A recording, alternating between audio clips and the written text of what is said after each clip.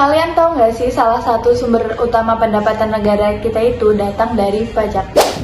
Dari pajaklah pemerintah bisa membangun jalan, sekolah, rumah sakit, dan berbagai layanan publik yang biasa kita nikmati setiap hari. Yang pertama yang aku akan bahas adalah PPN, pajak pertambahan nilai, yaitu pajak yang dikenakan di setiap tahap produksi dan distribusi barang atau jasa.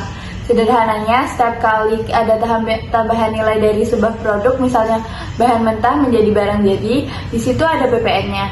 Dan yang bayar akhirnya adalah konsumen akhir. Kedua, ada PPNBM. Kalau PPNBM beda lagi nih. PPNBM adalah pajak penjualan atas barang mewah. Pajak ini dikenakan untuk barang-barang yang tergolong mewah, bukan kebutuhan pokok. Tujuannya bukan cuma nambah pemasukan negara, tapi juga biar konsumsi barang mewah bisa lebih terkontrol. Tapi dalam penerapannya, PPN dan PPNBM punya tantangan tersendiri loh. Mulai dari administrasi, kebutuhan wajib pajak, sampai dampaknya ke perekonomian nasional. Makanya penting banget buat kita paham konsep, mekanisme, dan peran kedua pajak ini dalam sistem perpajakan di Indonesia. Dengan pemahaman yang baik, kita bisa lebih sadar dan patuh bayar pajak karena kita untuk pembangunan kita. Jadi, kali ini kita akan bahas mengenai tarif PPN dan PPNBM. Yang pertama, kita akan bahas mengenai tarif PPN. Jadi, menurut pasal 7 ayat 1 tahun 2021 UU Harmonisasi Perpajakan, yaitu tarif PPN sebesar 11% yang mulai berlaku sejak 1 April 2022. Kemudian naik nih guys, naik ke 12% yaitu mulai tanggal 1 Januari 2025. Nah, kita akan bahas tarif 0% dan tarif 12% nih teman-teman. Jadi tarif 0% sendiri itu ada beberapa macamnya. Yang pertama, ekspor barang atau jasa itu dikenakan tarif 0%. Kenapa sih dikenakan tarif 0%? Yang pertama, ekspor tetap merupakan objek PPN, tapi tidak dipungut pajak, yaitu tarifnya 0. Yang kedua, berdasarkan asas tujuan, yaitu Destination Principle. PPN hanya dikenakan di negara tempat barang atau jasa dikonsumsi, bukan di negara asal. Dan yang ketiga, tarif 0% bertujuan untuk mendorong daya saing ekspor Indonesia agar harga barang tidak mahal di pasar luar negeri. Dan yang keempat, tarif 0% eksportir dapat mengajukan retribusi atas PPN masukan dari pembelian bahan baku di dalam. Nah, kali ini kita akan bahas tentang tarif PPN yang nilainya itu 12% teman-teman. Yang pertama, ada pakaian jadi dan tekstil. Itu dikenakan tarif 12% karena termasuk kebutuhan primer. Namun tetap dikenakan pajak karena masih bisa dijangkau, yang artinya bisa dibeli dengan harga mahal maupun bisa dibeli dengan harga yang murah. Kemudian yang kedua ada peralatan elektronik rumah tangga seperti TV, sofa, kemudian ada mesin cuci dan lain sebagainya, itu dikenakan 12%. Yang ketiga ada mebel dan furnitur seperti meja, kursi, sofa, itu juga dikenakan tarif 12%. Kemudian ada kosmetik dan perawatan tubuh, itu juga dikenakan tarif 12%. Kemudian ada jasa restoran atau catering, itu juga dikenakan tarif 12% karena dikenakan prinsip mampu bayar, yang artinya mempunyai kemampuan lebih untuk membeli dibandingkan untuk masak di rumah. Kemudian ada jasa konsultan profesional seperti akuntan, hukum, arsitek, itu juga dikenakan tarif 12% karena dia memberikan manfaat atau keuntungan.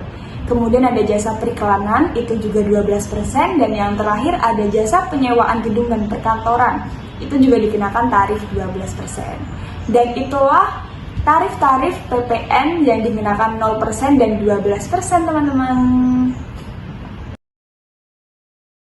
Nah, selanjutnya aku mau jelasin nih tentang tarif PPNBM dan juga barang kena pajak yang tergolong mewah.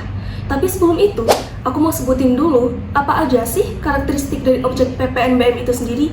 Nah, jadi karakteristik objek PPNBM meliputi 1. Barang yang tergolong mewah.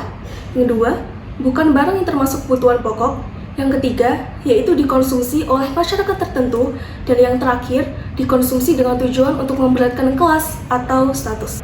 Dalam pelaksanaannya, objek PPNBM berupa barang kena pajak yang tergolong mewah dikelompokkan menjadi 2 kategori, yaitu yang pertama, barang kena pajak yang tergolong mewah berupa kendaraan bermotor, contohnya seperti mobil sport, kendaraan bermotor dengan pengangkut kurang dari 10 orang termasuk pengemudi dengan kapasitas 1.500 sampai dengan 2.500 cc, dan kendaraan mewah lainnya.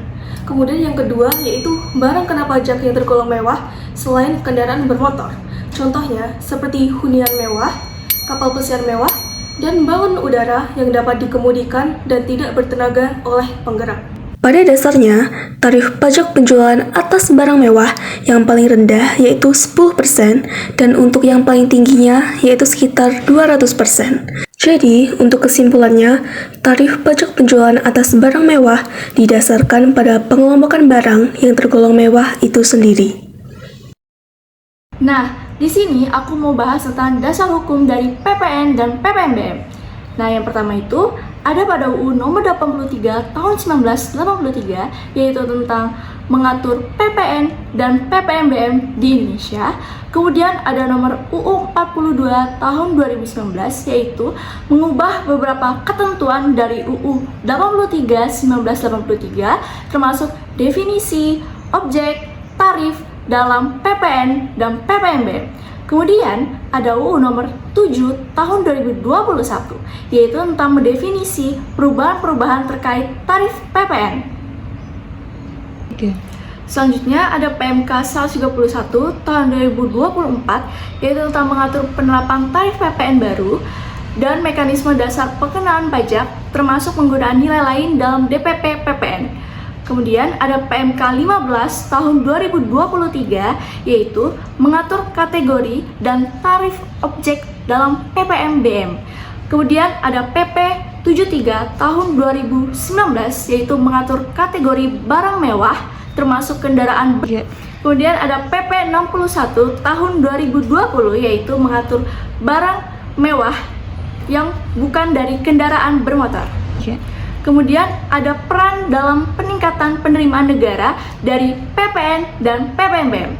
Nah, yang pertama itu meningkatkan pendapatan negara, mengatur harga barang dan jasa, mengawasi aktivitas ekonomi nasional, dan mengurangi defisi anggaran. Kesimpulan dari materi PPN dan PPNBM yaitu kalau PPN, pajak atas konsumsi dengan tarif umum 12% yang berkontribusi besar bagi penerimaan negara, sedangkan PPNBM yaitu pajak tambahan atas barang mewah dengan tarif 10-200%, fungsinya sebagai fiskal dan sosial.